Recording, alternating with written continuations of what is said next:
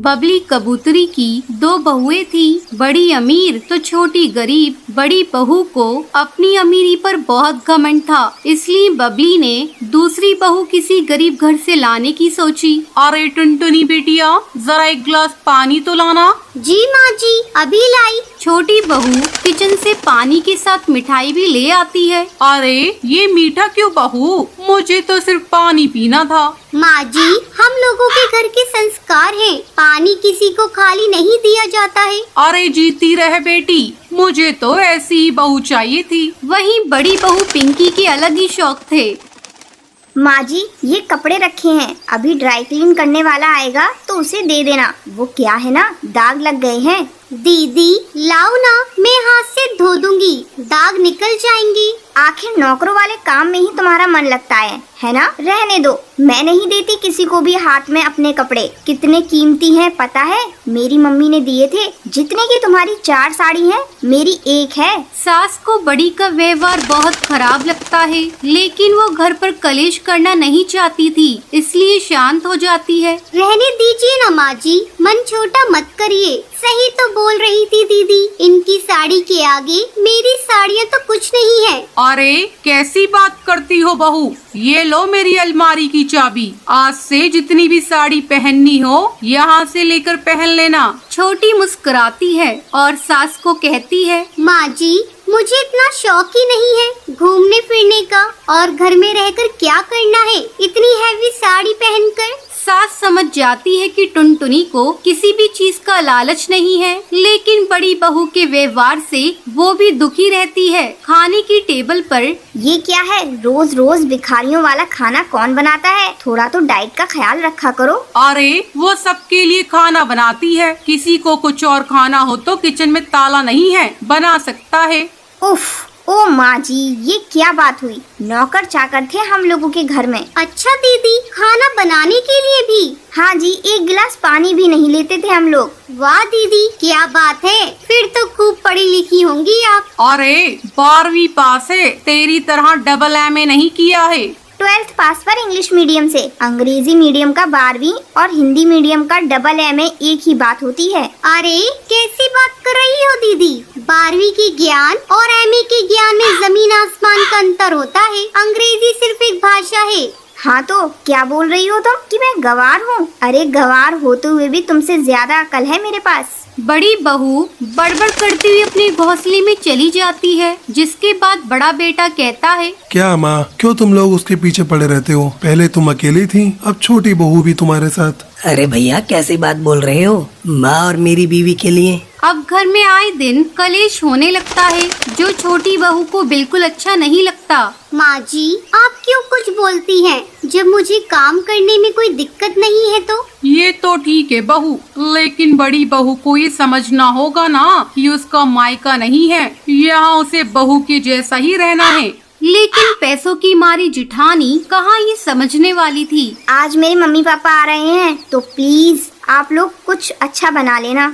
जी दीदी, क्या पसंद करते हैं वो लोग खाने में? अरे बेटा, वो लोग तो बड़े लोग हैं, घर का खाना कहाँ खाते होंगे। बड़ी बहू, एक काम कर, मैं तुम्हें 5 स्टार होटल का नंबर भेज रही हूँ, खाना मंगवा लेना, और हाँ थोड़ा ज्यादा ही मंगवाना। वो क्या है ना, हम लोग भी देखें पैसे वाले लोग कैसा खाना खाते हैं। क्यों नहीं, क्यों नहीं। हाँ दीदी, एक बार मैं देख लूंगी तो आगे से मैं भी बना दिया करूँगी। अभी तो आप ऑर्डर कर ही दें। बड़ी बेचारी 10,000 रुपए का खाना ऑर्डर करती है, और जब माँ बाप आते हैं तो अरे मेरी बेटी कैसी है? नमस्ते, आप सभी को नमस्ते। आंटी जी, मैं पानी लेकर आती हूँ, घड़े का ठंडा ठंडा। अरे नहीं नहीं, रहने दो, मेरे घर में घड़े वड़े का पानी नहीं चलता। अरे नहीं नहीं, हमने बाहर का पानी पीना छोड़ दिया है। ले आओ बेटा, और हाँ जरा अदरक कूट कर चाय बनाकर भी ले आना। बेटा, वो सरसों के तेल में आलू के पकोड़े भी तल लेना, और मिर्ची की चटनी। छोटी जाती है और सारा खाना बनाकर ले आती है। बड़ी के माता पिता खूब चाव से खाते हैं और चले जाते हैं। वाह बहू वाह, क्या पकोड़े बनाए हैं, और चटनी, वाह मजा आ गया बेटा। और ये 10,000 का खाना आया है, वो कौन खाएगा? हे भगवान, मेरे पैसे फालतू में चले गए। अरे तेरे लिए 10,000 कौन सी बड़ी बात है बहू। शाम को बड़ा बेटा बंटी आता है और वो परिवार के सामने कहता है, अच्छा सब सुन लो, इस बार मेरा प्रमोशन होने वाला है, लेकिन बॉस और उनकी बीवी घर आएंगे, तो प्लीज सारा मैनेज कर लेना। अरे कैसी गंवारों जैसी बात कर रहे हो? मेरे मायके के हिसाब से मैं सारा इंतजाम कर दूंगी, बस आप लोग ढंग से तैयार हो जाना। उस दिन शाम को बहू ने पूरे घर को तैयार कर दिया। जहाँ छोटी बहू और सास सुंदर सी हल्की फुल्की ज्वेलरी पहने होती है, तो वहीं बड़ी बहू ने हैवी ज्वेलरी पहनी होती है। वो लोग आ गए हैं। अरे तुमको मैंने कहा था ना कि बॉस आ रहे हैं, और फिर तुम कहाँ के लिए तैयार हो गई? कहाँ के लिए मतलब? आपके बॉस के आने के लिए तो। तभी छोटी बहू और माँ को देखकर बड़े बेटे के चेहरे पर मुस्कान आ जाती है। माँ तुम और भाभी आगे रहना। तभी बॉस आते हैं। बॉस की बीवी छोटी बहू को कहती है, बहुत दिनों बाद हम लोग किसी के घर पर खाने आए हैं। वैसे आपकी ज्वेलरी बहुत सुंदर है। जी शुक्रिया, आइए अंदर आइए। सभी खाना पीना खाने के बाद निकलने वाले होते हैं। बॉस छोटी बहू से कहते हैं, आपके पति का प्रमोशन पक्का। जिनका व्यवहार और खाना इतना अच्छा हो, वो अच्छा प्रमोशन तो डिजर्व करते ही हैं। तभी बड़ी बोल पड़ती है, अरे एक मिनट, इसका पति तो आपकी कंपनी में काम भी नहीं करता, फिर क्यों प्रमोशन? बड़ा बेटा समझ जाता है कि मामला क्या है। बॉस ये मेरे छोटे भाई की बीवी है, मेरी बीवी तो ये है। अरे ये आपकी बीवी है? मुझे तो लगा कि शादी वाले घर से ये कौन खड़ा है। वैसे भाभी जी, आप कहाँ के लिए तैयार हैं? कहीं हम लोगों के आने के कारण आपको कुछ कैंसिल तो नहीं करना पड़ा? नहीं, वो मैं ना बहुत अमीर घर से हूँ, तो वहाँ हम लोग ऐसे ही ज्वेलरी पहनते हैं। अच्छा, किस घराने से हैं आप? क्योंकि अमीर तो हम भी हैं, लेकिन घर में बनारसी गोल्ड ज्वेलरी नहीं पहनते। बुरा मत मानिए, पर ये छोटी वाली से सीखिए कुछ। ये बोलकर बॉस और उसकी बीवी चले जाते हैं। क्या है, कटा देना नाक। अमीर के चक्कर में तुमने सिर्फ ये दिखा दिया कि तुम सिर्फ अमीरी का नाटक करती हो। मुझे माफ कर दीजिए, मैं समझ गई कि जो सादगी में मजा है वो बनारसी में नहीं है बहू। बहुत समय पहले की बात है। जंगल में सभी पक्षी खुशी खुशी रहते थे, लेकिन टूनी चिड़िया हमेशा उदास रहती थी, क्योंकि उसे कोई भी संतान नहीं थी। जब भी वो नन्ही चिड़ियाओं को खेलती हुई देखती थी, खेलती हुई नन्ही चिड़िया कितनी प्यारी लग रही है। काश मुझे भी कोई संतान होती। पता नहीं भगवान मुझसे क्यों रूठे हैं। मैं जाकर देवी माँ से प्रार्थना करूँगी, वो मेरी भी झोली संतान के सुख से भर दे, और जब तक वो मुझे वरदान नहीं दे देती, मैं वहाँ से तब तक नहीं हटूंगी। ऐसा सोचकर टूनी देवी माँ के पास जाती है।